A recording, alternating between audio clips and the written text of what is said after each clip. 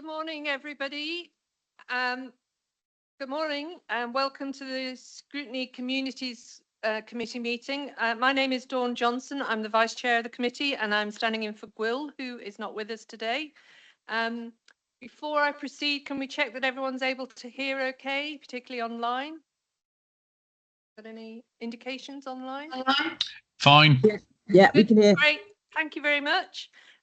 The agenda pack with papers is available via mod.gov or directly from the council website from the link which was sent out to members. When I invite somebody to speak, could you clearly state who you are for the benefit of anybody who's listening in the meeting so they can identify who is speaking? I have to say I'm very guilty of not doing that, so if we can try and do that, it is helpful to anyone who's not able to see into the room as well. Can I also welcome any members of the public and media who are joining us today? The meeting is being recorded by the council, and finally, as agendas are now viewed electronically, could I kindly request that members and officers refer to page numbers from the published agenda pack to assist all present in finding the appropriate information they're referring to. So thank you.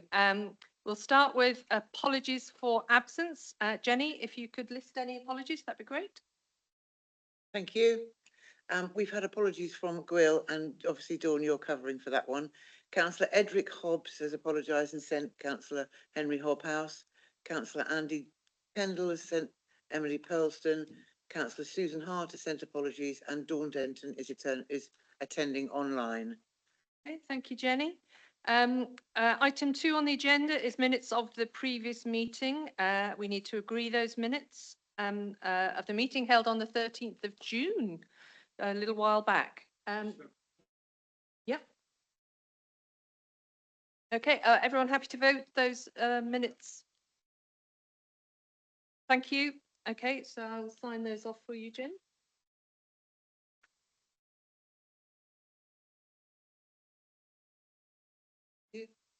Great, thank you very much. Item number 3 on the agenda, any declarations of interest from anybody in the room? No, we're all good to go then, thank you. Item 4, public question time. I don't believe we've had any public questions. No, we've not. No, great. So we'll move on to item 5, which is the first major item on the agenda, which is to look at the community's work programme. I don't know if we're getting that up online, are we, or be able to see that? So I'd invite members to add any new items to this work programme. Take a look at that agenda and see if you are content with what we have for the next meeting. So really just welcoming any comments on any items you might like to get added to that future work programme. Thank you very much. More a question about whether it falls under the remit of this committee or if it's somewhere else. But we've got budget reviews, but it doesn't include HRA as far as I've been able to see. I know as it falls under the HRA will continue to fall under the community side in the new structure. Is that something that we should be looking at, or does it better sit somewhere else? Yeah, thank you. So Chris Hall, Executive Director for Community Services. As it stands, the split between communities and adults is largely around the general funds aspects of the service for housing moving across to adults. However, they will hold responsibility for the overarching HRA business case and for the HRA strategy. They will set the agenda and then that will be transferred across to us to manage the two delivery landlord functions, so the in-house function and the ALMO. So I think it's a good question. My gut would say it probably needs to come here because it's very much operational, but the HRA business plan and strategy will be held within adults. So I think it's a conversation to be had. My recommendation would be here. Can I just check with you, Chris, then, does that apply also to any of the rough sleeper, or is that going to be solely managed within adults? So the responsibility for rough sleepers and a range of other general fund functions have already moved to adults, and I'll touch on that in my update around layers 2 and 3. So those functions have moved across already to adults.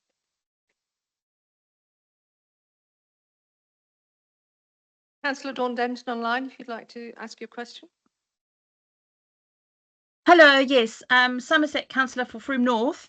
With a growing concern really with our pensioner residents with the winter fuel allowance being scrapped, I wonder if there's any way that we can include in the work program any additional pressures that we would have as a council, whether that's financial or housing, but also most importantly, how we can support our residents through maybe our libraries or other community spaces or organizations. I'm going to pass over to Chris if he's got any comments on that, if that's okay, Chris.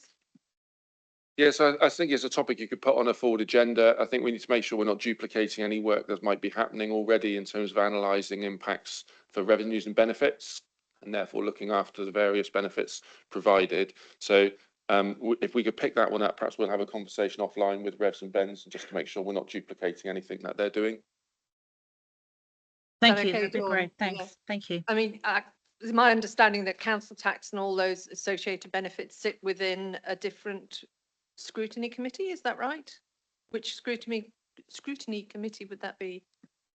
So that would sit within resources currently. So a lot of that potentially, Dawn, would come up under the resources scrutiny when they're, we have the consultation for council tax review that's out at the moment. So yeah, it's going to go across multiple committees, I think, possibly. Councillor Reswe. Thank you, Chair. Reswe. On the work programme, you've got CCTV service. Is that a report back or is that a visit? Because we talked, maybe over a year ago now, about obviously having a visit there in Bridgewater. That never came off, I think, because the manager was ill at the time and it was postponed. But nothing else has been spoken about it since. Yeah, I mean, that's due to come to the next meeting, and Chris can probably provide an update on what we can expect to receive. That it's slightly complicated now that a lot of that has been taken on by town councils. So I think an update on that would be welcome because it sounds like quite a lot has changed. Yeah, so just to clarify, the service is still operated by Somerset Council. It's the funding streams that are now coming in from towns and parishes. So it's still our service. We had been talking about arranging a visit as part of the report. So the update report was to give you an indication as to how those funding streams and those transfers were happening. That was the update requested. We were also talking about the location of that meeting. So if we are to hold that meeting in Bridgewater, it would make sense, therefore, to operate the visit to the CCTV service slightly ahead of that meeting because it would all be in the same place. And we do now have a new manager in place. So we can tie all of this together, I think, in terms of, and again, I think on the agenda is a discussion about meeting locations. Thank you. That makes a lot of sense to tie the two up together. I've got Councillor Dingle. Already covered. Thank you. Great. So for our next meeting in October, we've got leisure operators, CCTV, digital switchover, and the Glastonbury wash-up, which is my understanding that's to be combined across a couple of scrutiny committees. How would that operate, Chris? So I think the request that was made was to do a wash-up of the Glastonbury Festival in terms of the council's responsibilities.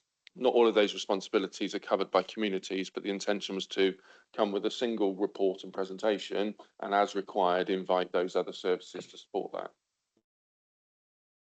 Thank you. Are there any other items people have sort of felt that they would like either a briefing on almost or to come to this meeting for updates on how things are operating?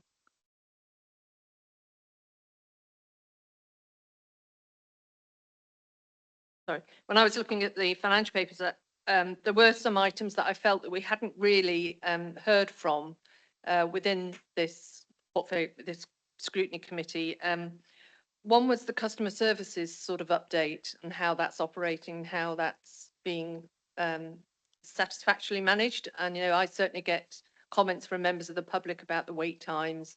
And I did wonder if that would be something that we could have a look at. I know previously it had won awards, hadn't it, for its operations. And I don't know if it's if there's any updates can be provided on that, whether there's any assessments or what have you taking place on that provision. So we do an annual report on customer service performance. It's also part of the council's wider key performance indicators, so we can happily share all of that with this committee. Of course, if you would like to hear that in person from the current service director responsible, we would need to do that quite quickly as she's leaving the organisation. But we can happily provide that for you if that's you want to do as a specific agenda item? Seeing any support for that? Yeah, that would be great, Chris, if that's possible. The only other one I saw was the environmental health, which obviously was flagged in the budget papers. And I don't think we've heard anything really on how that's operating and being delivered. I don't know if that's another item that could potentially be added to a forwarded agenda. Yeah, by all means. I think we would want clarity on what aspects you want us to cover in particular. Is it organisational structure? Is it a detail around the enforcement activity? You know, it gives a steer on what you would like, which we can do off stage. But yeah, we can add that to a forward plan. Henry, would you like to comment? Environmental health, according to later in the agenda, have overspent their budget. And you might want to ask them why.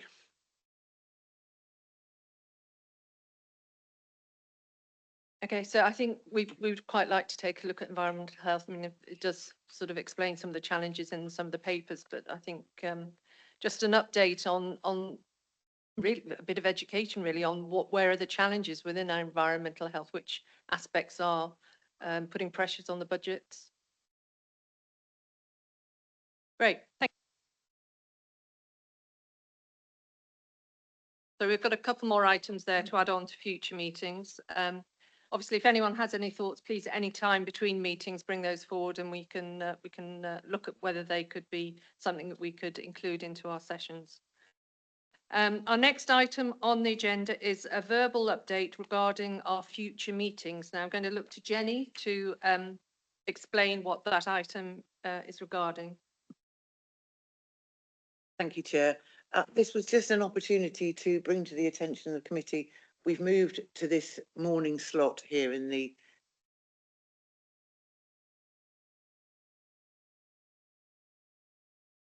Is that better? Right. So we've moved to this morning slot here on Wednesday mornings in the John Meikle room, but the committee need to be aware that we are now limited to having a hard end of the meeting at 12:30 so that we can pack up the meeting room and hand it over to the people who occupy this Dean House for most of the week. We only have the meeting room Monday, Tuesday, Wednesday mornings. So I wanted to share with the committee some options and seek your views. We could start at 9:30 to give us a little bit more time, but that does add pressure to other people in terms of getting here.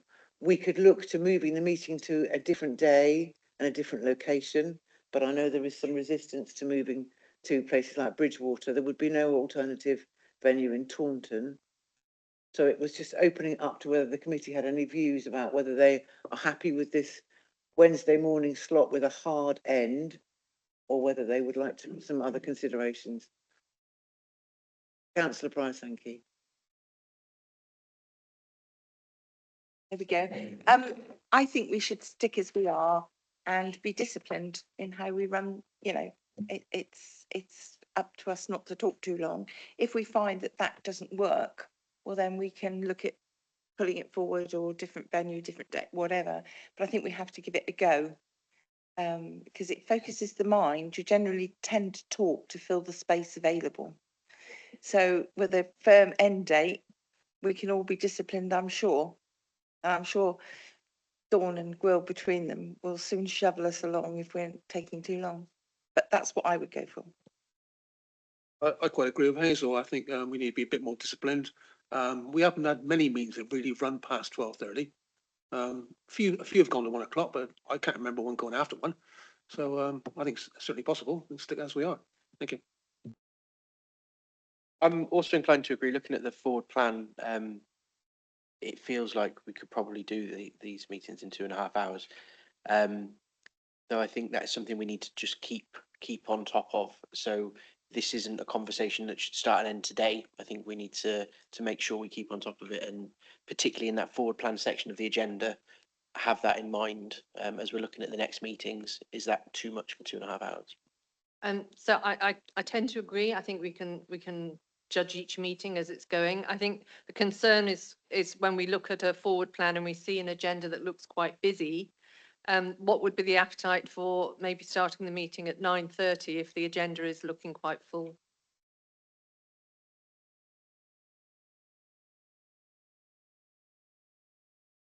I think under those circumstances, starting the meeting half an hour earlier, if you've got a heavy agenda, would make more sense than relocating it to a different day in a different location.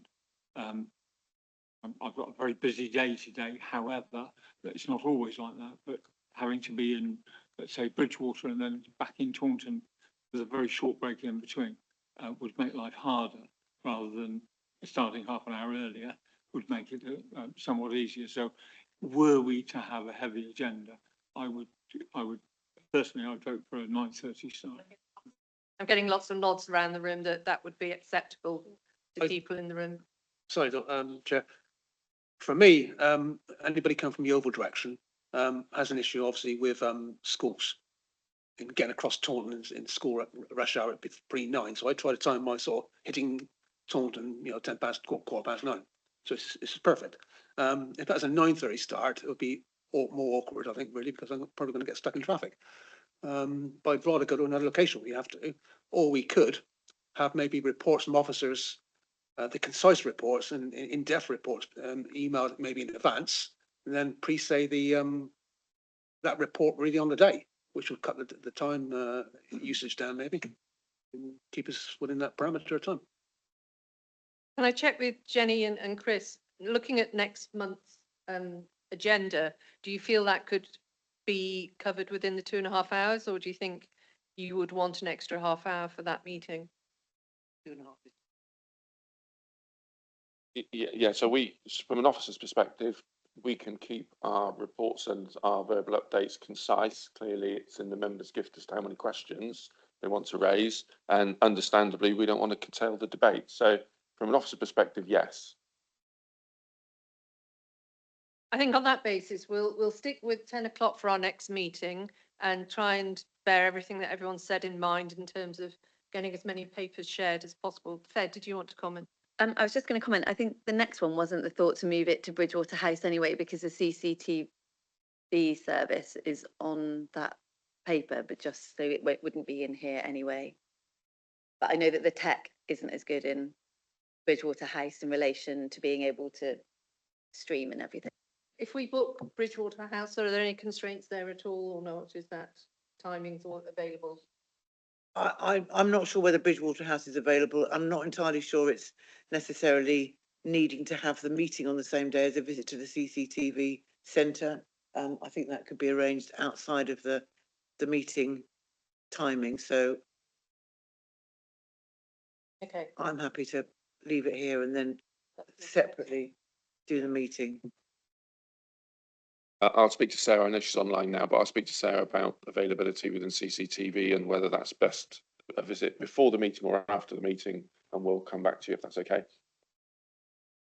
Great, thank you. And thank you for your feedback on that. It's good to know that everyone wants concise meetings with not too much questioning, which I'm very guilty of. So we will plan for the next meeting to start at 10 as normal, venue to be confirmed for sure. Thank you very much. That was really useful.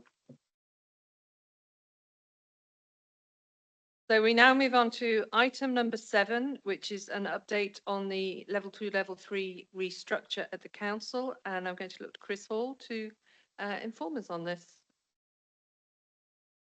Thank you. I'm just seeing if I can make that a bit bigger, because it's going to be, yes, it's tricky anyway, I'm afraid. But this is the organisational structure now that it has been populated following the recruitment process for layers 2 and 3. The structure itself shouldn't be a surprise to you. It's the same one that I've shown you over the past, I think, 2 consecutive meetings. It's now populated with names, though. So having been through the process, the reason for bringing this was Councillor Wren had a specific request for the committee to remain updated on any changes that might impact on the communities area. And as we know, communities in the future will actually become communities, place and economy. So there are various functions that are moving around the organisation as a result of it. Look to the 4th row along at Alan's area of resources strategy and transformation. Those services are also moving around the organisation. So this is the end point Once all those transitions have taken place, this is what the organisation will look like. So we've gone from 7 executive directors to 4. We have an interim Section 151 officer, as I'm sure you're aware, and that post will fall away later next year, or actually early next year, March, end of March. And then these will become the executive areas with the services beneath them. Now, the services shown in the boxes below are those that have a service director. Any services that do not have a service director and are not, but are reporting to the executive director, and I'll give you some examples of that in a moment, they aren't drawn on this chart particularly. So, for example, planning is moving from being under Paul Hickson's current service director area and will come into communities, place and economy, and the head of planning will report directly into me. We have a similar situation in Revs and Bends. So I'll talk you through those transitions in a moment, but hopefully, again, this as a structure isn't a surprise to you. You'll recall that the service executive directors, for children's and adults were not changed as part of this process. So they were direct slot-ins, no change to the roles being undertaken by Claire and Mel, with the exception that Mel will receive the general fund services of housing that we've discussed earlier in this meeting. So the service director for housing will move across into the adult structure. That's a current vacancy and is shown as such on the screen. The key changes, sorry, it's a bit small again. So the key changes are that the general fund functions of housing moved across to Mel on Monday of this week. So there are certain transitions taking place here. They're not all happening in one big bang. We are starting to move services around. And what you'll find here is that as you move one service, it creates a slight gap in a person's role, and therefore we move another one. So there's a linear process that needs to happen to move these people and functions around the organisation. So service director for housing is a vacant post. The vacant post and all of its responsibilities on the general fund side have moved to adults on Monday of this week. With the departure of Jason Vaughan, we've had the service director for strategic asset management has moved from under Jason's responsibilities across to me. So that happened on the 1st of September. And there are some onward moves because there are changes as to where those functions will sit going forward. So the facilities management function will move to regulatory and operational services under Sarah Dowden. That will happen likely on or around the 23rd of October. So some of these dates are based around the departure of outgoing individuals. So Ollie Woodhams is leaving the organisation as the current service director, and we will need to move those services. We will likely do that to coincide with his and other people's departure dates. So FM moves to regulatory and operational services 23rd of October. Commercial investment, that is a part of strategic asset management at the moment, and that will move across to resources strategy and transformation, which is Alan. That is a service that will go directly into Alan. There's no service director in the future. So that will happen on the 23rd. So despite strategic asset management having moved once, there are some step changes to make as we move through this transition plan. Customer services. So the service director for customer services is leaving the organisation on the 31st of October, and we will transfer the 2 services. There's 2 key parts to that. One is the customer service operations. So that is the front door of the council, the phone lines, the main contact points. So that part will move into regulatory and operational services on the 31st of October. And then we have customer experience. So they manage the council-wide complaints, freedom of information requests, data subject access returns, an element of internal governance and information governance, although some of that also sits under David Clark's role. So that will move across to resources strategy and transformation on the 23rd of October, again to coincide with exit dates. Culture, leisure and leisure services will move into localities, partnerships and culture. So localities, partnerships and culture is the new name for a combined service directorate. It was 2, localities and partnerships, and culture was separate. That is now one new combined area, and we will start to transition those services across. Date to be agreed. The reason the date to be agreed is because we have an exiting service director as part of that arrangement, and we need to finalise the exit date. The other is that it moves into the newly appointed service director, which is Sarah Skirton, and she currently sits elsewhere in the organisation. So we need to move her and her current responsibilities, and then add in the new responsibilities. We're moving, oh, that's the one I just mentioned. So localities, partnerships and culture as a service director, that will move into my executive directorate area as part of that change. Waste is moving from climate into regulatory and operational services. Again, date to be agreed. There's an exiting service director that we need to be mindful of their exit dates. We've got revenues and benefits, which will move from finance. That will come across to regulator. That comes across to communities, economy. No, yes, community, place, and economy. Sorry, too many names here. So that will come across again. Date to be agreed. We need to work that out with the current service director. That's not part of an exit particularly. It's just a change that we need to timeline. Planning, as I've said, that will no longer sit under a service director, so that will move across directly into me. Again, date to be agreed. Emergency response and preparedness is coming out of, and I haven't completed that, but it's coming out of climate and sustainability, and that will go into Sarah Skirton's new area of partnerships, localities and culture. I don't expect you to remember all of these straight off. And then we've got the lead local flood authority and the Somerset Rivers Authority responsibilities, again, coming out of climate and sustainability and moving across to economy, skills and climate. So there's, again, another move reflective of combinations of service directorate posts. Building control will move from economy, employment and planning across to communities, place and economy. And I think that is also going under regs and ops. So that will be another move. And then finally, or at least finally, as far as this list goes, community safety is coming away from public health and into communities, place and economy, and it will be sitting under the localities, partnerships and culture service directorate. There's clearly no way I expect you to remember all of this. We will draw up a more inclusive service structure so we can understand exactly where these functions are going. I'm just trying to articulate here the number of changes that we need to make across the organisation. So what I've been telling people is, unless you are told otherwise, the current structure is still in place.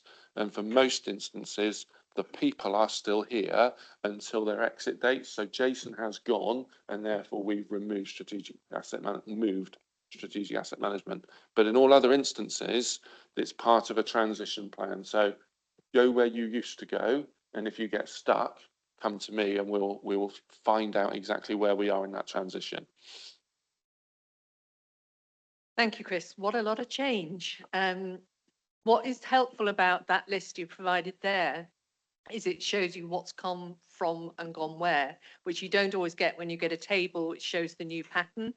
And that's quite a helpful list. I don't know if you'd be happy to share some version of that movement to show where things have come from and gone to, because it's actually probably more useful than a new chart, which you know, when you're trying to track where something you dealt with is now at, I find that more helpful. Thank you. I just feel for the staff as well. There's so much transition taking place. It must be quite unsettling for a lot of people. My best wishes go to everyone really that's having to deal with changes like this. Any questions in the room? I've got Andy Dingle first of all.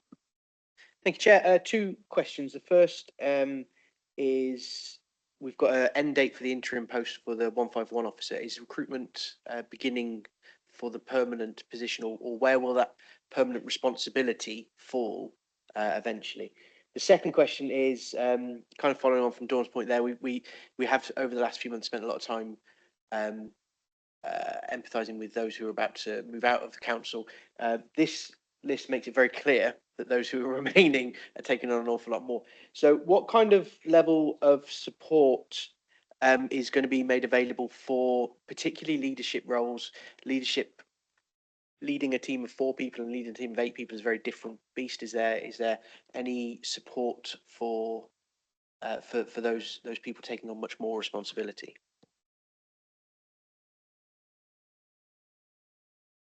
Thank you. So just perhaps I should have clarified that this list of key changes are those that impact on communities only. there is another great big long list that talks about the other transitional arrangements across the council. So this is just those that impact us because they are coming in or out of communities. So in regard to the 151, I don't know. I'm not involved in that as part of the process. That's a question I'll have to take away, but it's not one that I have the answer to, I'm afraid. In regards to support, the people that have been appointed into these roles are experienced directors, so they are used to having services and in many instances wide-ranging services. So I can't speak for everybody, but most people on that list I would expect have held a variety of services over the course of their career. So they will have changed. This is another change, and it appears to be fairly substantial for some of those post holders. They will be getting equally experienced heads of services to support them in that process. So they are appointed here because they are leaders. They are not the technical experts on each of these functions. That's not their role. So they've been appointed on that basis. But there are some significant changes, as you point out. So there will be elements of peer-to-peer support. There will be extended transition. So people will be given their notice and serving their notice. And in most instances at this level, it would be at least 3 months. So there is an extended period of transition. But yes, there are going to be some challenges ahead. And there is a risk of some corporate memory loss here as well, which we're trying to manage in the transition arrangements. Simon Coles. Thank you, Chair. Yes, thank you for the list. It's very helpful. I note that this is only where these changes affect communities, and obviously this is only one part of that. I would hope that not only would this list be distributed with contact details as appropriate, but there would be an overarching master list for the other areas of our authority. Because what I don't want to see is members having to chase round and round in ever decreasing circles trying to find out who's responsible for which particular bit, because we don't just get answers, we don't just get requests for help on community items, we get them from all sorts of things. So I'm hoping that this is the first stage of that, and other senior officers will ensure that there is an up-to-date list and programme that we can get behind and support. Thank you. Yeah, so I've pulled this list together firstly because it helps me understand what's moving. I will certainly pass back the comments that it'll be helpful for members to see the rest of the organisation, but this is one I've pulled together specifically, A, for me, and B, because I knew I was being asked to present the transition. So I will pass that back to my colleagues. Yeah, I think the request comes because we really appreciate this list, actually. Then we all consider it very helpful to have that kind of information. So that being replicated across all committees would be a great idea. Thank you. Any other questions in the room before I go online? Oh, Hazel. I must get a longer hand. Wait, it's all right. Change is inevitable, and accept all these changes. That's absolutely fine. What I struggle with most as a humble backbencher is knowing who to contact about something in particular. Now, I don't really want to have to go to Mel Lock about a housing thing. I need to have some contact lists. So I know that if I tap in the highways address to count it for the Taunton Dean area, that comes up with a generic address and I get a response and some action is taken, which is lovely. I don't have that for the other departments. So I think there's something for the ordinary bog standard member thing, and it needs to be generic because change is inevitable. Change of personnel is inevitable. We need to have a generic address to be able to write to. I'm not talking about high level intervention stuff. I'm talking about there's an issue, it needs sorting, but it's not desperately urgent or anything. It just needs picking up. And I'll give you an example. I was told that something was parks and leisure. So I tapped in parks and leisure and they did deal with it, but they also told me that that address was being scrapped because it was only used for Sedgemoor. And I thought, well, that's ridiculous. If somebody says go to Parks and Leisure, your instinct is to tap in Parks and Leisure, and it comes up with an address, and you use it, and you assume that that gets to Parks and Leisure. But clearly, that isn't going to happen with that address anymore. So I think for ordinary members, we just need to know a list or something that is blindingly obvious that we can type in that doesn't make Mel Locke think, oh, that woman, she's in touch with me again about something that isn't, I have to pass on. I don't want to have to do that, but it's what I'll do if I can't find anybody else, any other simple, generic way of getting into individual service levels. And somebody said, try customer experience, go to them. And then somebody else said to me, well, they won't take any notice of you as a member, and it's not particularly the best. I won't tell you who that was. But interestingly, I've not heard any feedback. They promised to take it up, but I've not had any feedback. So it's a plea for ordinary members to have somewhere in each service area. So waste, for example, what do you type in to report a missed waste collection or something like that, or fly tipping? It's that kind of thing. So it's bog standard, ordinary things that members get in their post bag or on the phone every day. Thank you. Thank you, Hazel. Yeah, I mean, the generic emails definitely do help with some casework. And I tend to find sometimes I don't get the response quickly enough. So they serve their purpose with some items, but I agree with you that it would be helpful across other areas of the council business. But I believe Federica was looking to respond to that. I think particularly for some of us who were previously in the West, because we used to have an individual that would look after our member queries. The main thing that we're asking members to do is to use the website where possible. So things like fly tipping, things like missed waste collection especially, they are dealt with really seamlessly. That has worked for a very long time. I know that there are problems when it's multiple missed waste collections, and I think then that's where, for me, I would go to the lead member and then they then step in. I've had to do that on multiple occasions where one person has had an assisted collection missed on multiple times, but they pick that up quite quickly. The rest of it is if it's not available on the website, and I use the website all the time to do overflowing bins, all that kind of place stuff, and you can keep track of that in the Old West website. I know for those that aren't in the West, you can't keep track, but you can log. The other thing is to use that customer experience email address, because that does go into the customer service team. They deal with hundreds, if not thousands, of phone calls a week and know where to divert queries. They are able then to do that for both members, and we've even directed MP staff to do that on occasions where it isn't high level stuff or safeguarding issues. So that customer experience should be the way forward for people. So can I just check, Fed? So like we have with highways, all the sort of reporter problems or those generic emails, there isn't a plan for that to come in within communities in any way, shape or form for the moment. It's directing people to customer experience. Yeah, main thing, self-serve where you can do on the web, because that really is set up to go to the teams, go straight in, gets them to actually take action. They can see how that works. I guess it's where there's those multiple issues. If things aren't being responded to, you could go to customer experience, or you could come to a lead member to look to try and then solve those where it hasn't been solved simply through the website. Thank you, Fed. Any further questions in the room?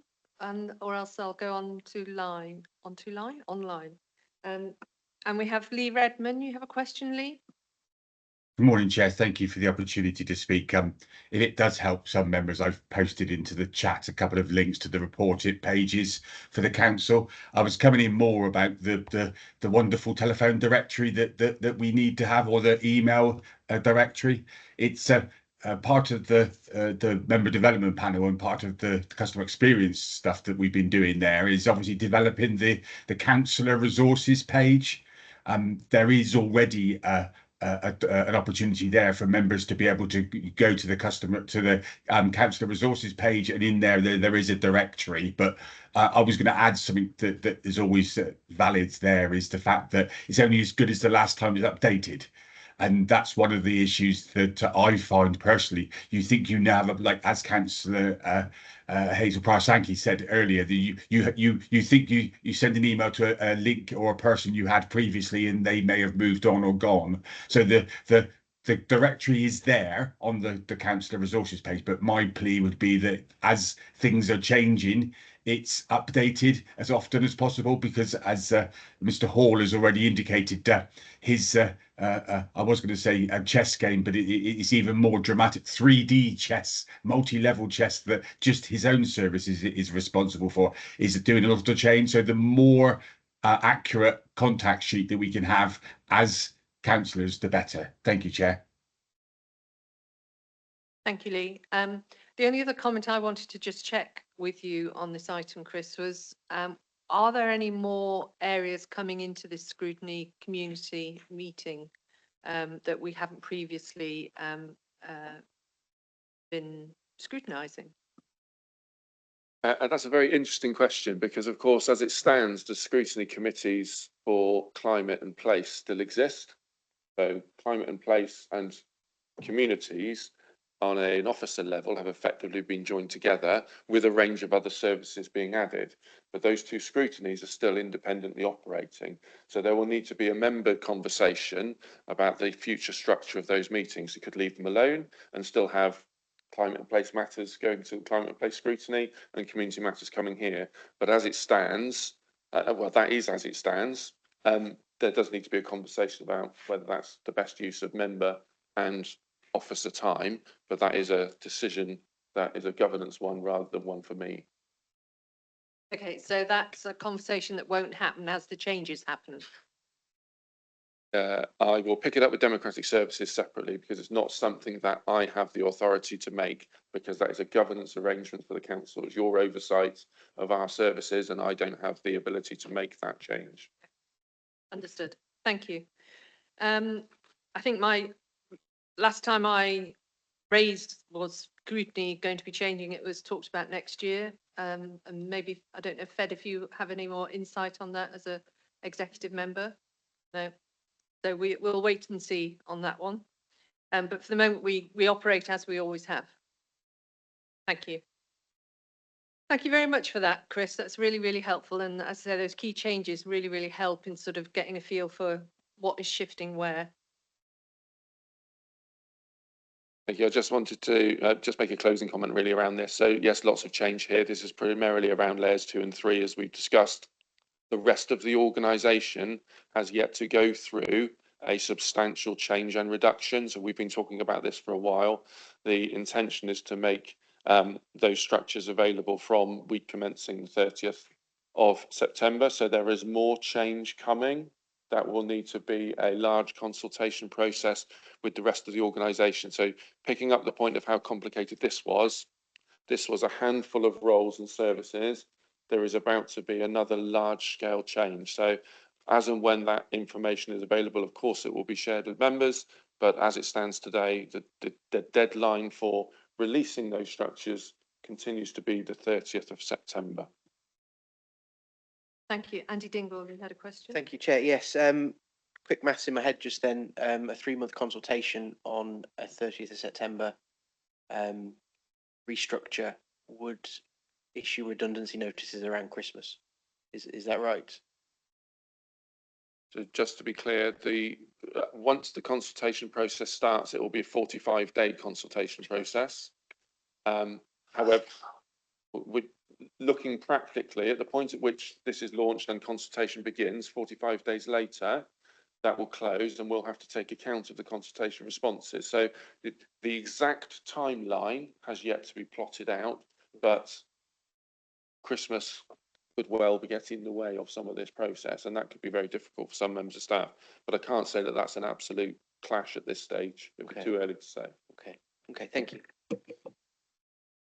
Thank you, Andy. And yeah, really appreciate that update, because it's very helpful to be kept up to date with who's shifting where. Thank you. So we're going to move on to our next item, number 8, which is the budget outturn 23-24 and month 3 report update. And I'm going to look to Christian and Kerry to present the report. Thank you. Thank you, Chair. Good morning, everybody. So Chris Evans, Head of Finance Business Partnering. I have with me Kerry Happel, who's the Finance Service Manager for Communities and Climate in Place, and also Alana Calder behind me, who's coming along from Corporate Finance to see how scrutiny committees work. So interesting for her. So yeah, so moving on to the report. So this is the quarter one budget monitoring report. So scrutiny's asked to consider if there are any general comments or observations that they wish to consider making to executive on the report. Also, if the actions set out in the report are appropriate and if there are any further actions they would wish to include. So there are some slides which Kerry has kindly put online. So just an overall corporate overview. So the corporate overview is £200,000 underspend as at month 3. However, it is masked by corporate contingency, which is a £6 million underspend. So we are looking into how we report the corporate contingency, because there are large overspends in children's families and also within Climate in Place. So that's the position as of quarter one corporately. Moving on to communities specifically. So the net budget for 24-25 for communities is 34.5 million. And at the point of the end of June, it's reporting a £1.1 million adverse variance. That equates to about 3% of the budget. So the main issues within the area, so we've got regulatory and operational services. So around open spaces is a £600,000 predicted overspend at this stage. I understand that's mainly around the ID Verde contract. Some of the medium-term financial plan savings were implemented, but the contract is continuing, and also there is contractual increase in costs, which has led to the overspend. So hopefully this can be resolved as part of the medium-term financial plan process for 25-26. Also, £300,000 overspend predicted currently at this stage for coroner services, and that's increased costs within pathology services and mortuary costs, although they kind of are a standalone service which do have their own reporting into the chief coroner. Environmental health was obviously mentioned earlier on. They are predicting a £100,000 overspend at that stage, and that's mainly around the increase in dog control costs and also the increase in public health funerals, which have led to that overspend. So there's a whistle-stop tour of community as of month 3. Happy to take any questions. Yep, Chris would like to make a comment. Thank you. Yeah, thanks everybody. So I just want to make sure we're all clear that this is an early indication. It's a forecast. It's not overspent yet. It's a forecast of behaviour and expenditure, and we have time to control this. So as ever, we will endeavour to bring down this adverse variance. Last year, you will recall that we delivered through community services a significant multi-million pound underspend. So these are the facts, and I'm not being complacent, but we do have the time through the year and the capability to bring this down. Can we get it to zero? Only time will tell. Some of those pressures around the coroner service, they are out of our control. They are expenditure that we must deliver, and similarly with public health funerals where we have statutory responsibilities.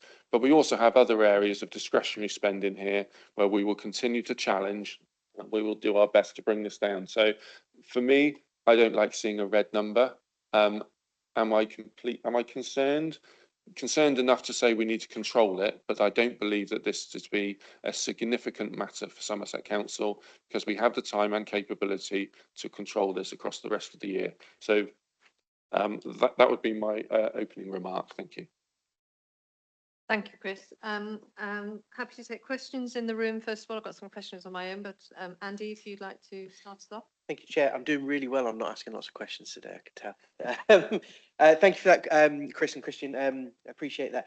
I just want to refer firstly back to my earlier comment about bringing the HRA into here. I feel like it would add some interesting context there, because I think it was taken to executive most recently, but there is overspending in the HRA budget, which feels like it's going to fall. I know it's ring fenced and all that kind of stuff, but it's going to fall under our kind of purview at some point.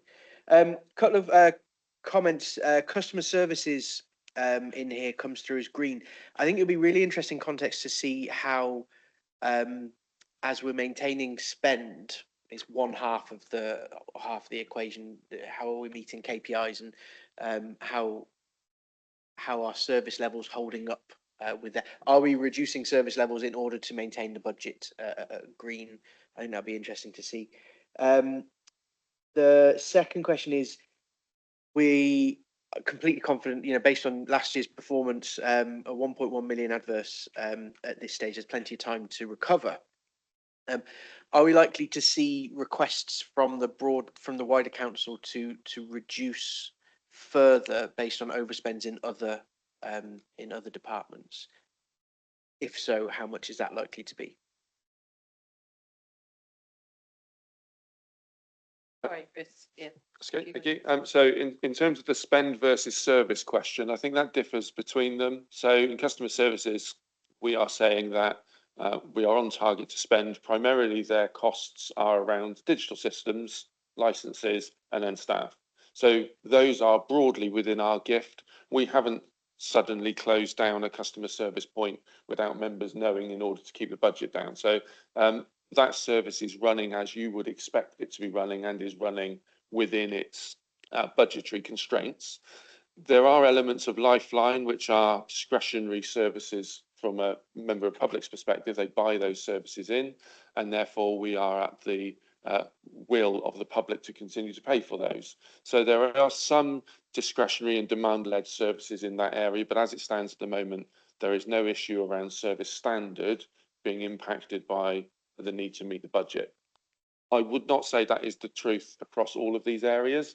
So the message from council is still that we must not spend more than we have, and that those service areas that have the ability to make savings should be doing so. We should not be spending money if we can legitimately not do so. And that's where some of our underspends in communities came from last year. So that might be around deferred maintenance. It might be around not replacing a piece of equipment. So that message to all of us as budget managers is maintained.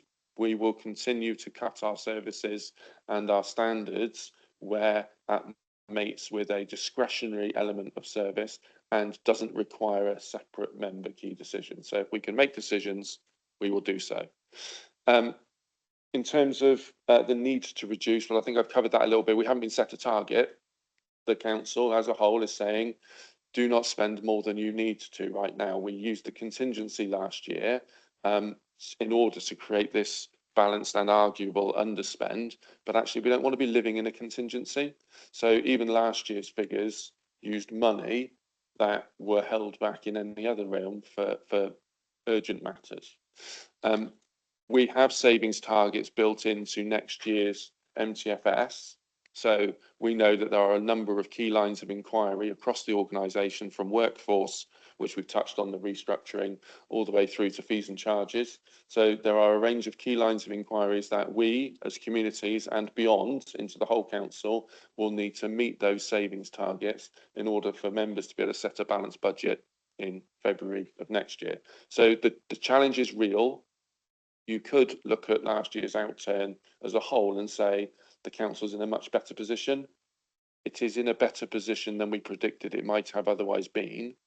But actually, if you're living in your contingency, we are spending more than we have.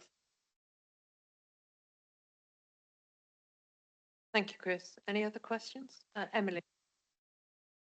One little question, because I'm not on the committee and I'm sure everybody else knows. So resorts. I'm going to pass to Sarah Down if she's online. Can you just clarify what's covered under resorts, please? Yeah, morning everyone. Sarah Dowden, Service Director, Regulatory and Operational Services. So the resorts covers an area that was formerly within the Sedgemoor District Council area. So that is the beaches that run from Breen to Burnham. So that also includes Barrow. So that looks after the beach car parks we have up there. So some of the members may be aware that Breen and Barrow are car parks that sometimes all year round and sometimes just at particular times of year, the beach are open for people to park. So that brings with it some risks, which means we need to make sure we have a warden service. In addition, at Burnham-on-Sea, we have a jetty, which has unfortunately over the last many years had some fatalities as a result of people on or around the jetty. It's a very dangerous stretch of water, and you will all be aware of the mud flats that that come and go as the tide changes. So that is a fully wardened service there. So the resorts really just refer to a very small team that work on that stretch of the beach. It's not a wider economic development resorts service. Thank you very much. So now I completely understand what that is. I would be really curious to know what an additional, albeit not yet sort of spent, if you like, suggest, where that £100,000 has gone or potentially gone. Is it loss from revenue that's then been accounted for in this way, or is it something else that should be looked at? Because that's, when it's such a small budget in the first place, to go over by 25% is considerable. And the other one that I'm quite curious about is, where was it? Where am I looking? Sorry, open spaces. Is it possible to bring a report for open spaces as to why that potential overspend is considerable? I have a feeling some of it might have to do with legal services and moving devolution down and things like that, but it would be interesting to know, as there are many spaces across Somerset, small spaces that are very well used by local communities that aren't getting the care that they feel that they deserve, and yet this is also a considerable potential overspend. Thank you. Chris, do you want me to come in there? Yeah, Sarah, if you could respond, that'd be appreciated. Yeah, that's fine. Thank you. So the open spaces overspend relates large, I'm going to kind of say entirely, to the ID Verdi contracts we have, which run into different areas of our Somerset Council area. I am more than happy to bring something in. However, I know we have in the past brought the ID Verdi contract overspend into different committees, and we've kind of talked through that, but I can do that. The contract with ID Verdi, which is causing us some overspends in this area, is going to end in around May 2025. So we've taken steps to make sure that we can kind of get a handle on that spending, and the service there is either going to be brought in-house or it's going to be devolved to various town and parish councils. As with all of these forecasts that we're looking at today, I am acutely aware of them, and so are the heads of service that are working within those service areas. So we are taking some significant steps to try and reduce it. That's the assurance I can give you. But yeah, if the chair wanted us to come back in with an open spaces report, we can do. But I'm not sure the position will have changed an awful lot, but we can certainly take some steps to explain the ID Verdi part of that increase. Thank you. Obviously, that would be up to the chair and vice chair as to whether that comes back to committee or not. But as there are many small open spaces that are vital to local communities around the whole of Somerset, the side of it that I'm most interested in, aside from the maintenance, is actually the infrastructure of all of those small spaces and the concept of devolution down to towns and parishes. I have a couple, and they would absolutely reject taking on their local recreation parks that are under our control in the current conditions that they're in. And so, given that we're already in a precarious situation in terms of the contract for maintenance, trying to devolve them down, I think, would be a tricky ask at this moment in time, and something worth looking at a little bit more closely. Thank you. Thank you, Emily. Federica, did you want to come in on this point, or was it? Yeah, another point. Okay. Actually, I'll go to you anyway because Liz Lation's online. I don't know if Liz Lation, did you want to speak now or after the room? If I could, please, Chair, it might be helpful. Yeah. So what I just wanted to make 3 very quick points, if I may. Just to say, on the outturn, obviously this protects our general fund reserves, so not having an overspend on the outturn is good news. But on this year, for Q1, don't forget that we set this year's budget using capitalisation directive. So that's with sale of assets and that money being able to be used through the revenue budget. And we've gone through various processes that the government required, including a review of Somerset Council's financial situation by SIPFA. We've also used reserves in this year's budget, and we're reporting with the corporate contingency fully used. So I wouldn't want anyone to think that this Q1 report is all roses around the door, because it is actually some considerable way from that, and we have a huge amount of work ahead of us. And that brings me to my third point, which is that Maria Christofi is now with us as our interim 151 officer, as you know, and she will be doing a revision on our medium-term financial strategy, and that will be coming forward in the next few weeks. You'll recall, Chair and colleagues, that in November last year we had the revision of the MTFS, and that was the point at which we declared a financial emergency. So we are, if you like, doing an update on that situation as soon as Maria is able to complete her work on the MTFS, and that will come forward to scrutinies and to the executive. Thank you. Thank you, Liz. Federica. I was just going to come in relation to the coroner, and wondering if Sarah can just give an overview in relation to the coroner's service, because when I took on this portfolio, I actually didn't know exactly what it meant in relation to us as a council and the financial kind of fact that we can't limit that spend, if that makes sense, but we pay for it, if my understanding's correct, Sarah. But it would just be good if you could give a couple minutes or minutes overview as to actually how the coroner's service sits within us as a council. Yeah. So I was going to ask that as well. And can I just add on to that while you're going to be speaking? Because I was curious, what pressure can we put on government if those costs are escalating? Is there anywhere we can go to raise or lobby for that to be supported better? Yeah, okay. So the coroner is like an independently, as someone, I think it was probably Chris alluded to, is an independently recruited post. So we must have a coroner, and they report to effectively the judiciary. So they work for us. We pay their salary, and we support the service with a team, like an administration team around it. And the role of the council is to make sure that the coroner has what's required to perform her public duty. So that is how we support her. She works under her own steam. We have liaison meetings with her, and we make sure that we support her to be able to do her role properly. She sits independently of the council, so if she has any concerns with the council, and if we are not supporting her to carry out her duty, she will flag that with her with the chief coroner. It's a government area of government department that hasn't changed for many years, and it is set in a very, very stringent way. They work so Somerset is Somerset, it's recognised as Somerset. She will talk to the coroners in the perhaps wider southwest area, but they work very independently of each other.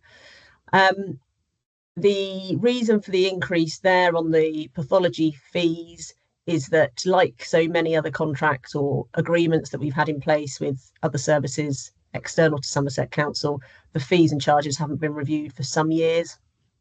So we are trying to actually just get us to a position where we hope, and we are now, where the fees aren't going to continue to escalate. Where they are is at a position that we can get pathologists to do the work for us. What we've started to do is have conversations with the NHS locally and as a partner to say, actually, we're having to effectively pay these pathologists to work as a second job, and a bit of overtime to come and do post-mortems for us as and when the coroner requires them.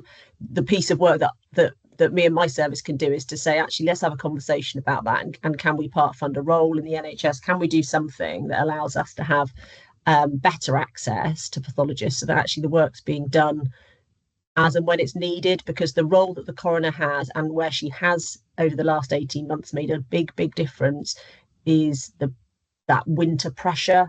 So she has a real key role to play when we get to winter pressure, and how we are making sure that we're not a blockage there. So she's done a lot of work with GPs. So in actual fact, she's doing an excellent role in trying to help Somerset respond to its winter pressures. So I see the overspend. I'm nervous about it, but again, it's something else that we have to find the efficiencies and make the savings elsewhere within the regulatory and operational world to make sure that some of these services are actually running properly and effectively. And that is one of those services that we can't just say we're not going to pay the pathologists anymore, because actually we won't have pathologists carrying out post-mortems, and that will cause us a problem, particularly, as you'll be aware, in the winter months when we have those winter pressures. So that's kind of a roundup of the coroner service. I can always come and provide more in terms of information. I can ask for some information on statistics and figures and all the rest of it from the coroner to come and talk to you about, but it wouldn't be a process that you would be able to overly scrutinise, because she would, as we've said, remain completely independent of our council. But I can certainly get some better information, more than just what I'm doing on the fly, to give you some more visibility of what the coroner is all about, if that's helpful. Thank you, Sarah. I think your summary there was really useful for us all to understand a little better. I'm not sure that I would feel that I'd need any more knowledge than that now. So I think that's pretty well covered off what we need to know in terms of the pressures you're experiencing and what you're looking to do to solve that situation. So I don't think we're going to ask any more of you at this point, if that's okay. But thank you very much for that feedback. No problem. So I have a few questions if there's no others in the room or online. So I think it's to Christian really. How are these accounts you're going to be producing going forwards going to be impacted by all the changes taking place? And how are we going to follow through things that have moved away from us or come into us? How are they going to be shown within the accounts any differently? It's the first question. The second was, I noted that there's a term housing enabling, and I wasn't quite sure what that included. I mean, maybe that might be one to Chris. With under the housing element of your report, it did show the pressures on temporary accommodation. And I was just, it's probably again a question for Chris on that one, is this, what is the source or the situations of that people are demanding increased temporary accommodation? You know, is it sleep, is it homelessness, is it well, it's obviously homelessness, but is it from rough sleepers, or is it from people who are finding themselves not in accommodation due to financial situations? And is that something that's going to continue as the financial situations, you know, affecting families continue? The other one was about the Thrive 16. You say that's going to be coming into the accounts. Do you know when that would be, and what kind of sum of money are we looking at for the Thrive 16 when that gets transferred over? I think that was it for the moment. Thank you. Yeah, I'll pick up the first point regarding changes. Yeah, you're quite right. There is a lot of them. A lot of work has been happening over the through 23, 24 and 2024, 25 to bring the 5 legacy councils' budgets together. And clearly we'll have to go through that process again as the new restructure unfolds.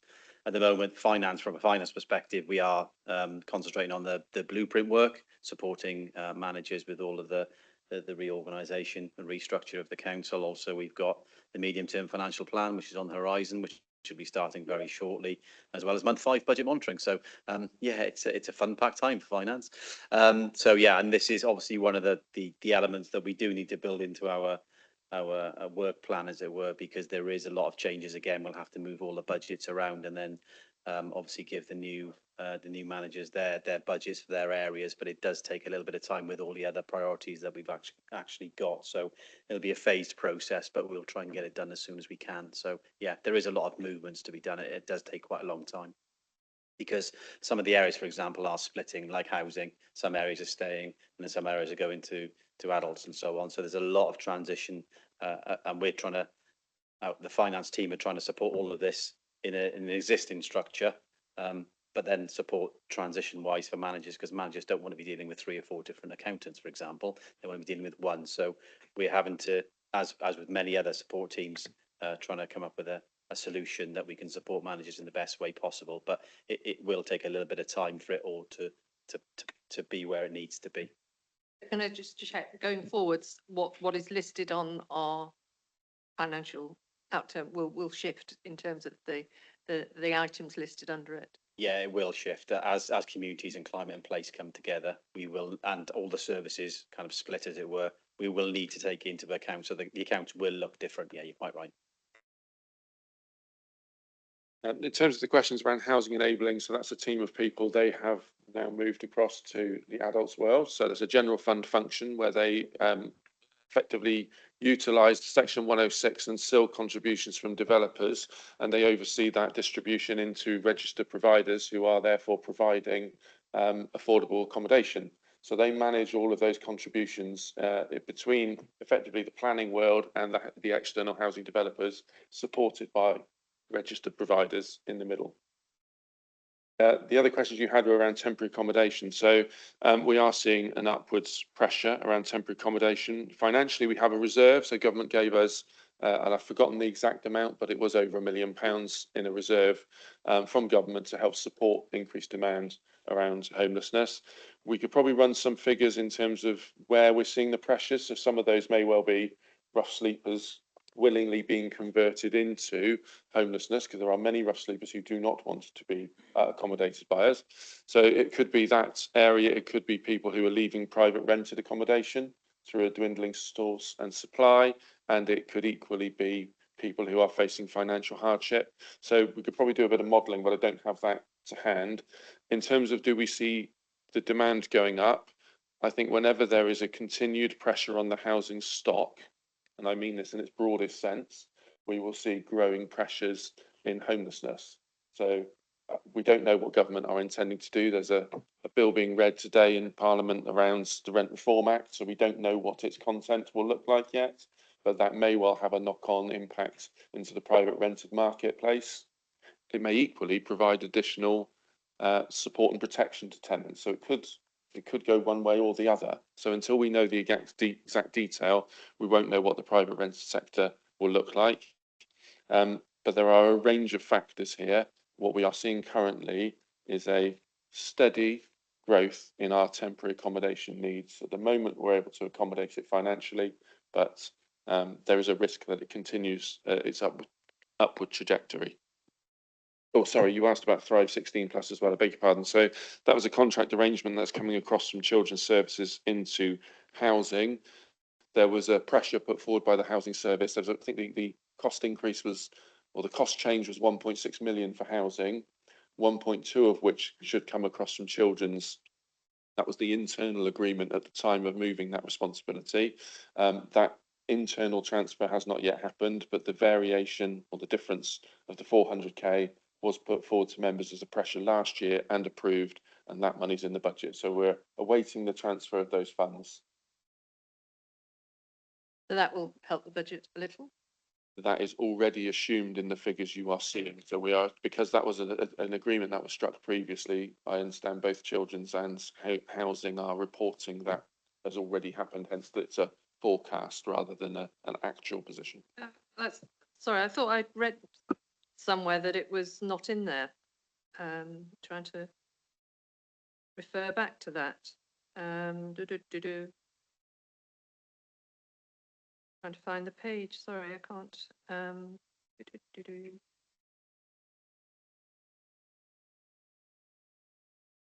still looking for the page. That would be helpful if you could find the exact wording, but my understanding is that the report you're being presented with today assumes that 1.2 million does transfer from children. So the numbers of the forecast assume that will happen during this financial year. I think the text refers to the fact that it assumes it will happen, but it has yet to happen. Okay. Probably my mistake. Okay, great. The only other thing that I just want to check with the room is we obviously had the question about the open spaces. I believe they did come and present to us a while back at this committee. And again, it was in transition at that point. But is there an appetite in the room for us to request open spaces to come and hear what we are experiencing from our parish councils regarding concerns and to hear where they are at with those devolution of some of the work they do?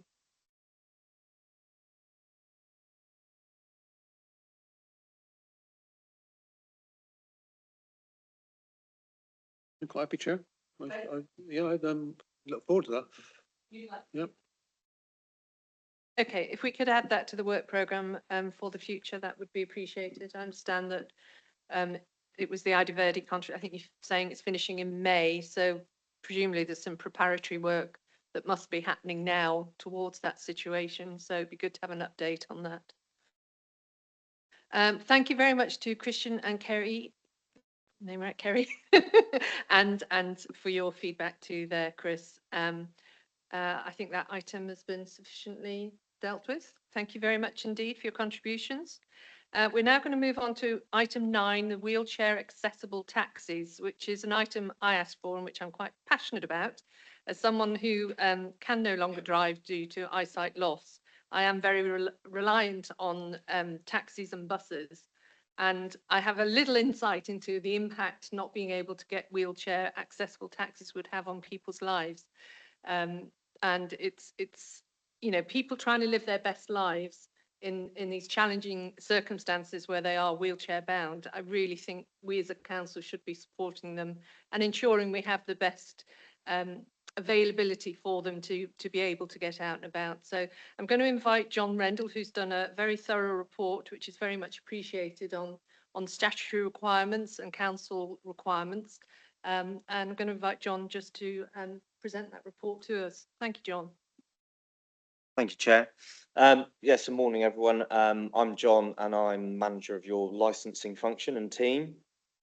So I've written a report to set the scene as far as wheelchair accessible vehicles goes, but I'm going to use the term WAV from now on as a sort of an abbreviation. That's what we tend to use in licensing. So I hope you found it informative, and therefore I'll keep my introduction brief. I've set out the legislation for you, the law in terms of taxi specifications, which is pretty minimal, so it does leave the council with a lot of discretion. I've explained the responsibilities that drivers have with regards to assisting and carrying people with disabilities. Somerset Council's inherited 5 separate taxi and private hire licensing policies.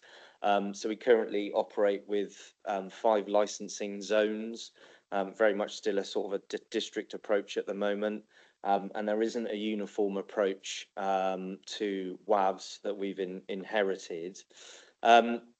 As Councillor Johnson has alluded to, we are aware of issues with access to WAVs in certain areas, our Taunton Dean zone in particular, which actually is the area with the largest proportion of WAVs. But I've already done a little bit of work with the trade in the area to try and address these issues, so I can expand on that if need be. So given that, it suggests to me that we need to look beyond just vehicle specifications and consider other factors and incentives for the trade that may improve their availability. In the report, I've explained that we are preparing a new taxi and private hire licensing policy for Somerset to replace the legacy ones. I'm proposing that we do that in 2 phases, with the accessibility element being done in isolation as part of a 2nd phase, and that's so that we can create an inclusive service plan which is in line with the latest government guidance. So I'll leave it there for now, but I welcome your comments and questions. Thank you very much, John. I'll take Andy Dingwall first. Thank you. Thank you, Chair. Just one really, in paragraph 10, talks about South Somerset being the only one currently required to complete disability awareness training. Feels like that would be good to spread around. What would the impact on taxi companies be? I imagine this comes at a cost. You have to pay a provider. What kind of cost would that be? And would it put people out of the market? That's a good question. I think it almost certainly would add to their costs. It is currently something I'm thinking that we should expand so that it is a standard requirement, particularly because of the issues we are experiencing in areas. I think, as you'll have seen from comments in the report that come from a member of our local trade in Taunton and also from a source at the NHS, sort of driver training and attitudes is part of the problem. So I think perhaps actually doing that, making sure they've had that training and they perhaps feel more confident with dealing with people with disabilities and different needs, might actually mean that they are less likely to turn down work. So I don't know what the exact costs are at this time. We've got to do a little bit more work around that to understand. You know, there are different forms that training could take. It could be online, it could be in person, and obviously, you know, each of those has their own costs. I'd be very surprised if those costs were to be significant enough to put anyone out of the trade. But obviously, when we're looking at it all, we will try and we will review all of our arrangements and try and create a balance. So, you know, there may be some other arrangements which we have which perhaps are no longer fit for purpose that we can drop, and we can introduce some other things that may have more meaning and sort of you know, maybe more positive now. Just bearing in mind we're commenting on this at a fairly early stage. I don't think it's been to anybody. It would be good to add our comments on there, maybe around detailing out what that cost would be, because there will inevitably be a pushback from industry on adding to costs. It'd be good if we knew what those costs were. I think that'd be helpful for us to have that conversation, and potentially as a council provide support in any transition period from old to new. It's unlikely to be that we can provide financial support for them, but access to a list of approved suppliers of this training would save them on some admin time trying to find the right people. Yeah, if I may, yeah, that's already something that I'm working on. Is that exactly? No, I fully support that request. It was something that I was thinking exactly the same, because I don't think people are totally aware of the impact on people's lives of not being able to get somewhere they want to. I mean, I have many residents in my area who have booked for an evening activity, which, you know, is really important to them.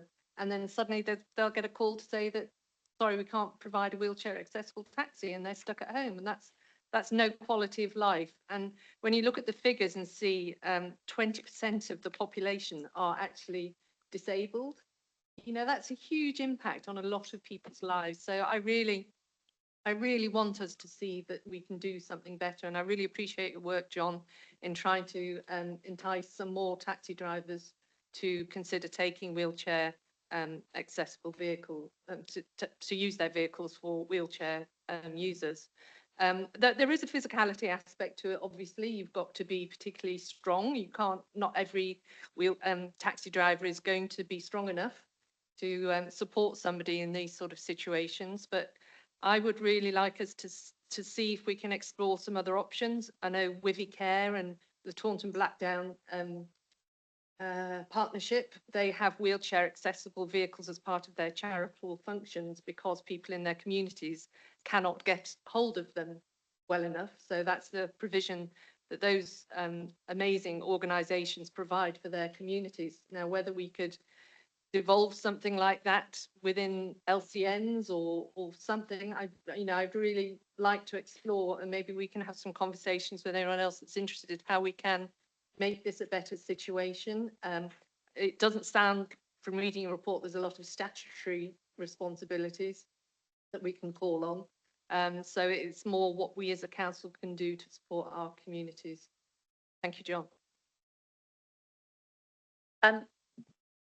Thank you, Chair. I actually wanted to come in on 2 points that you mentioned, particularly around access in the evenings. I also chair the Octagon Outreach NPO in relation to the arts and engagement work that's done there. And part of that, sits because of them being an NPA through the Arts Council. And one of the concerns that we get is in relation to access to entertainment venues in the evenings. And not being able to access in particular Westlands at present. So I do think there is something there around whether it sits with us or the LCNs. I'm working with Kat Hopkins there to maybe talk to the voluntary network, so the community vehicle uses. There's multiple across Somerset. You mentioned Wivy Links as an example, to see whether there's something that can be done with that service. But you are reliant on the voluntary sector then to step into that arena, whether that is those volunteer drivers that have access or whether there are minibuses as an example that have access. But I think there's something there maybe for the LCNs to consider. And then I do think there's something around, there isn't much statutory we can do, but is there something that we can look to lobby on, or is there something that's already being done through disability networks or through also using our MPs to see and raise this? Because I think it is becoming a bigger concern around the ability for people to move in the evenings, whether that is not just through the taxis, and this has highlighted it, but that whole network as to how active travel, public transport works together. Thank you, Fed. Sounds like we're have very similar views on this. I know for someone reliant on buses and taxis, I can't get out anywhere on public transport in the evenings. So I rely on friends and taxis, which are costly, and I'm not in a wheelchair. So it's a lot more challenging for people. You know, we have people that try and sit on committees who can't get to meetings in the evening because there isn't one available, and that just doesn't feel acceptable to me. So yeah, anything we can do, and as a council, I would really like it sort of addressed in some way or talked about somewhere else, to see what more we can do. Thank you. I've got Wes Reed. Got Simon Coles first, Res, and then I'll be with you. Thank you. Following up on that, actually, I agree there are massive challenges to disabled people. I was surprised that there was only one of the previous authorities that had a requirement for management for taxi drivers to be trained. I note that they have to be trained by a recognised training provider, but I don't see why we couldn't become a registered training provider and make some videos to enable this to keep the cost down for the taxi drivers. I appreciate that whatever the cost is, whether it's £1 or £100 or £500, there will be some concerns about those costs, but we can control that and make sure that the training we give them is cognizant of the law. And I think that's something that we might be able to sell as a project elsewhere. So I think that's something we should look at. I think we need to look at the penalties for taxi drivers that refuse to take somebody, because that can just destroy somebody's evening if they can't get to somewhere where they thought. I mean, you've mentioned that there have been occasions where you've ordered a taxi and they've not been able to provide you with the appropriate vehicle, and that stops you being able to get on with your life, and that has to end.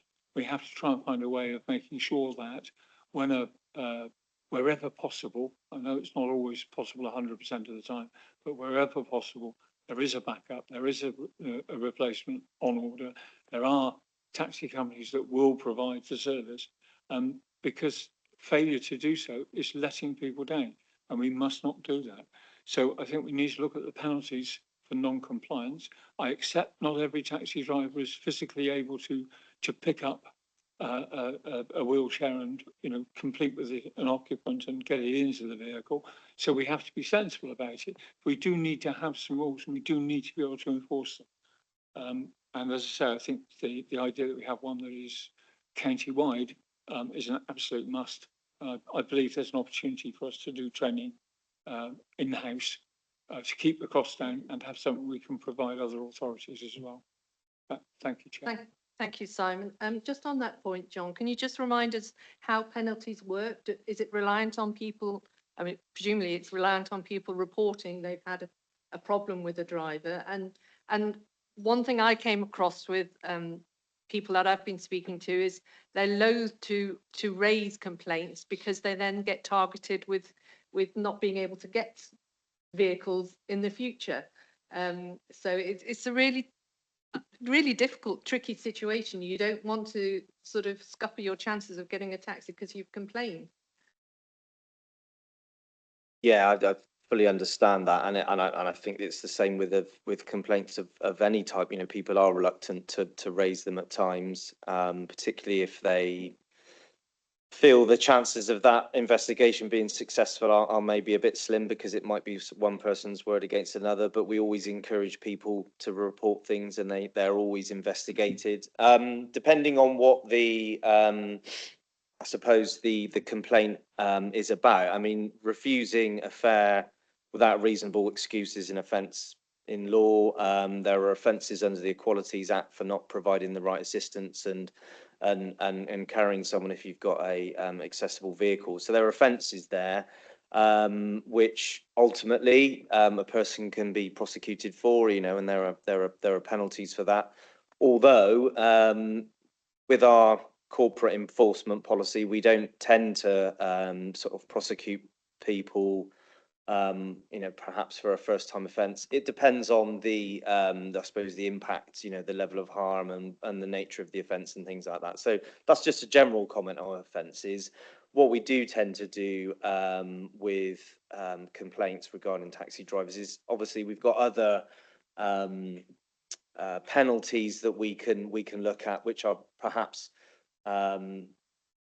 more effective, a little bit quicker to sanction. So we've got the power to suspend a driver's license for any reasonable cause, or even revoke one as well. So more often than not, rather than go down the sort of time-consuming route of prosecuting someone for offence, we can potentially take away their license. And we have, personally, I have taken a firm line on failing to take fares without a reasonable excuse in the past. It does rely on evidence, so you know we have to be able to prove on the balance of probabilities that someone has refused. You know, they were more likely to have refused the fare without reasonable excuse than not. But and historically we have suspended a driver's license before when we were able to prove on the balance of probabilities that, you know, that they had refused someone in a wheelchair. But that was thanks to the courage of someone who was willing to, you know, to complain and potentially, as you say, then, you know, then it be known that they've made a complaint. But we will, you know, we will deal with it. So, and what we're looking at in the future as well is harmonising also the way that we deal with offences and licence condition breaches and things like that as well, because we currently have a couple of policies where there are sort of penalty point schemes, I suppose you could call them, in operation, similar to your sort of DVLA driving licence penalty point scheme. So I think that's something we'll certainly consider. And obviously we can then set the number of points that might be awarded, I suppose you could say, for a particular offence or something like that, for different specific offences. So it's, you know, it will be within our gift to say, okay, well, you know, rightly so, if we feel that someone has been guilty of refusing a person in a wheelchair without a reasonable excuse, well, then perhaps that might carry the maximum number of penalty points that we're going to have under our scheme, which might then immediately take them to a licensing and regulatory subcommittee, where they're then having to explain why they should keep their license. So that's certainly something I'm looking at as well for the future. Thank you. You know, the other one, which I don't know how you can address, is where people have pre-booked a taxi and then they get a call to say, sorry, there's no one available now. And I don't know how you deal with that, because they've taken a booking and then suddenly they phone up to say, actually, we haven't got anyone available that weekend because it's wheelchair accessible. I don't know what we go with that. I feel for the people that are impacted hugely. And when you look at the percentage of the population, it's 20% of our population are registered as disabled. And that's across Somerset and all areas. I was just interested in the Mendip figures as well, because the actual number of wheelchair accessible taxis in Mendip area are very, very small. Is that an area that you get many complaints? I'm not aware of any complaints. It's not. It was an area managed by a different colleague previously, so clearly I'm not as familiar with the sort of history of that area. Although I was informed that you know, by the manager of that area, that there wasn't anything to sort of note that things seem to be okay, but that's not to say that perhaps there are people experiencing similar issues. They just haven't been reported because maybe they don't know where to report them to, or again, they might not feel that confident that anything will be done. So I think this is the good thing is that with an inclusive service plan, we'll obviously look at the whole area and we'll invite people and we'll encourage people to respond to our consultations so that we can understand the need and the demand, and perhaps we can come up with something or a variety of different arrangements that will then help to tackle these issues. So I'm sure there'll be lots of options, but we obviously first need to truly understand what maybe all the issues are and the need is first of all. I'm just thinking maybe there's a place for a forum of some sort or meeting of some sort between groups that deal with disability issues. Equalities and diversity obviously have connections with disability groups, local disability groups, and whether you get a forum where you get taxi drivers or owners around the table with people so they can fully understand the impact it has on lives. I don't know if that's something that the council could initiate. Yeah, quite possibly, yeah. I have Wes Reed with a question. Thank you, Chair. Yes, it's a very important subject, really, concerning also 20% of the population. Some concern for me would be obviously coming from Yeovil is obviously South Somerset's. Now the table it's hard to evaluate the differences between the two because they're not all obviously in percentages. Now I'm sure this figure of 25% minimum was set some years ago. Now I sat on licensing of SSDC some time ago, and that doesn't seem to have improved. I'm sure that's the same figure. Now we need to encourage that. That figure needs to be better. 20% is poor, really poor in comparison. Thank you, Chair. Emily. Just adding to that, Wes, seeing as it's not changed, I could probably guarantee that a huge majority of those accessible taxis are unlikely to leave the bounds of Yeovil itself. And if there are any, I would be very, very surprised, given the costs that are incurred by anybody outside of Yeovil who want to go to Yeovil or back or use one of those taxis are just outside of their financial ability usually, because it's incredibly expensive. I mean, I'm sure it's why places like Wivy Care and the Blackdown Partnership in rural areas have now started providing for their communities. But as Fed says, if you want to go out in the evening, you're then reliant on people being incredibly kind to volunteer to run those services, which is not really going to be the best solution necessarily. I wonder if something like a Slinky bus can be available, that you can book in advance and that the council operates, that is a wheelchair accessible vehicle that can be available. There must be some options as to ways forward. There must be community buses or buses that are used for school during the day that are then not used in the evening that could be looked at, especially for entertainment, because an awful lot, again, it's one of those things. If you wanted to go from anywhere in South Somerset and you're outside of the main Yeovil catchment area, for example, then getting to and back from Yeovil at those sorts of times for entertainment is you can't do it by public transport, and as we've seen, taxis are just not really a viable option. So there's got to be something in there somewhere. As we have the vehicles, people have the vehicles, they're there, we know they're there. Thank you. Yeah, and it's not just culture and theatre. I mean, I, for example, can't get to a sports centre in an evening unless I go with a friend, because there is no public transport would get me to anywhere I could do any physical activity in an evening. And that's a huge limitation on trying to keep people active and mobile. As I said, I'm quite passionate about this. I have a limited experience of some of the limitations compared to what other people's challenges, what challenges other people face. So I hope some. Sorry, we've got Dawn Denton online. Sorry, Dawn, I've missed that. That's okay. Most of my questions have actually been answered, so thank you. I'm just wondering if the low percentage in the Mendip area has been influenced by the community car schemes, because there are quite a few community car schemes, specifically one in Frome, which is incredibly affordable. And I'm just wondering if there's any way that we can maybe continue to support those kinds of schemes as well, that are either run through charities or just community organizations to get people around. Yeah, my neighbor actually is a driver for Somerset, and often he doesn't have much work because he either picks people up during the day if they've got hospital appointments, but also maybe school trips.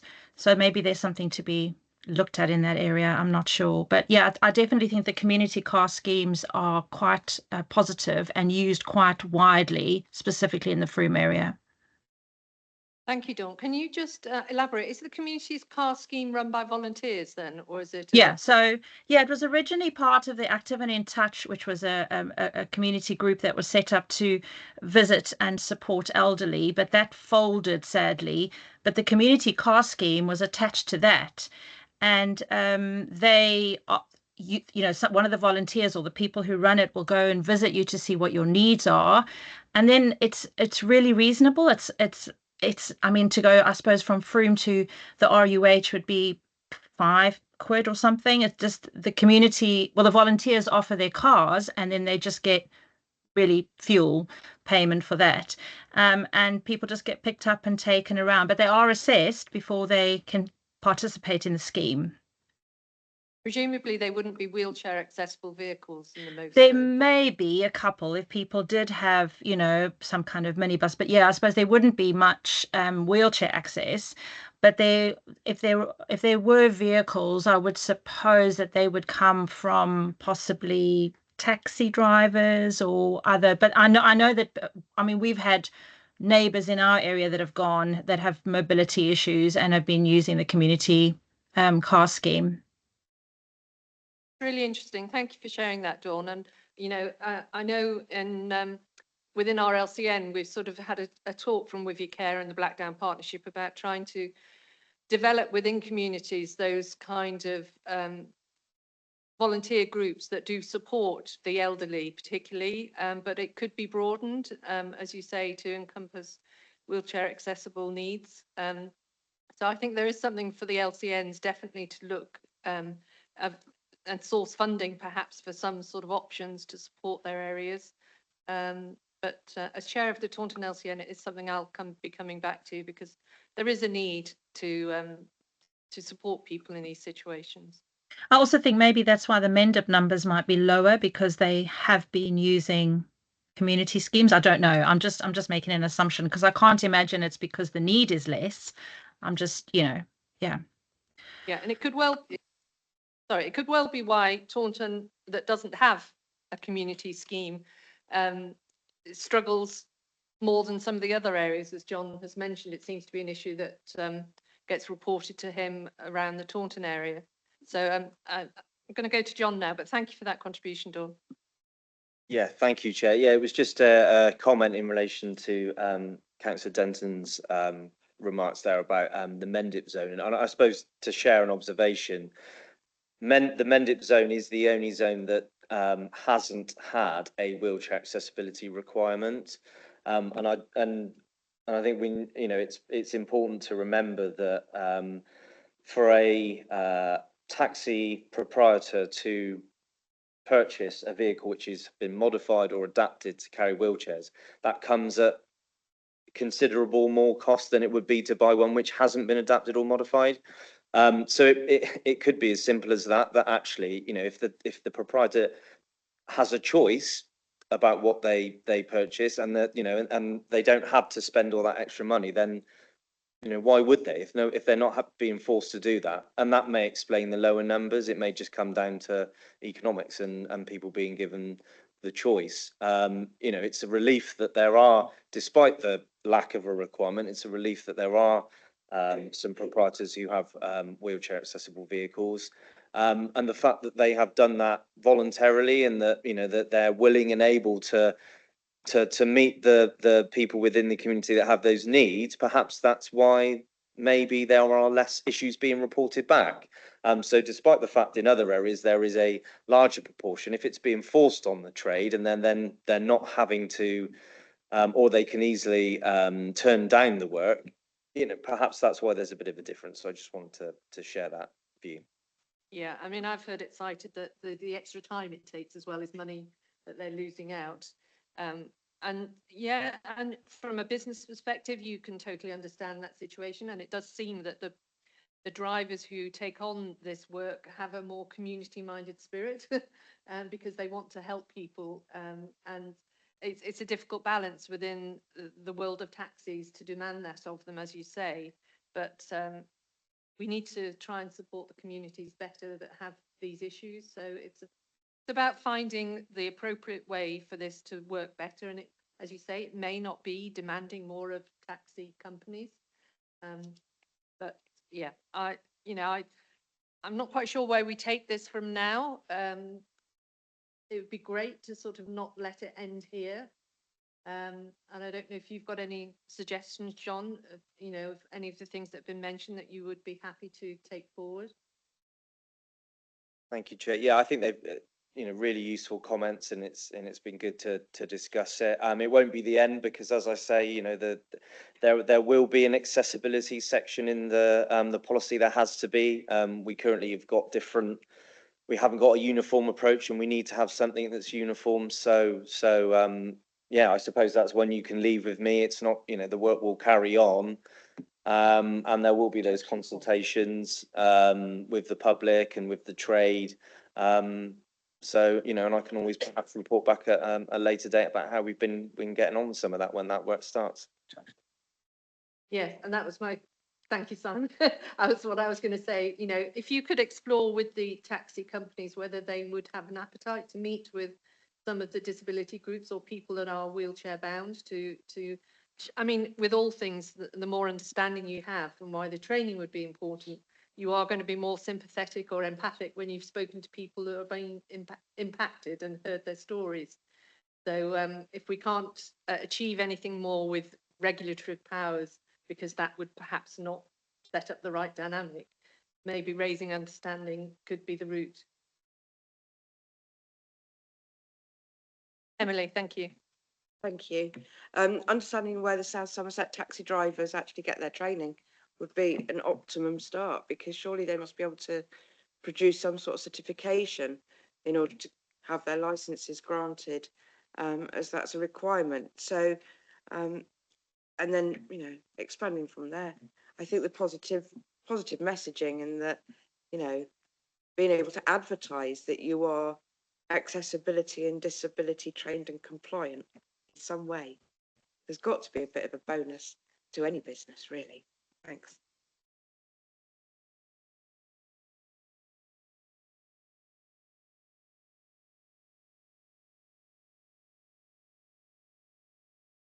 Sorry, I'd like to thank you for your time, John, and your report, which was really, really helpful to understand what the statutory duties are and the council's position on it. And thank you for all your work that you're doing to support the issues that have been raised with you. It's really appreciated. So I think that's the end of our meeting. I hope it's been time well spent. Thank you to Christian and to Kerry and to Chris and Fed for your contributions, and to all online.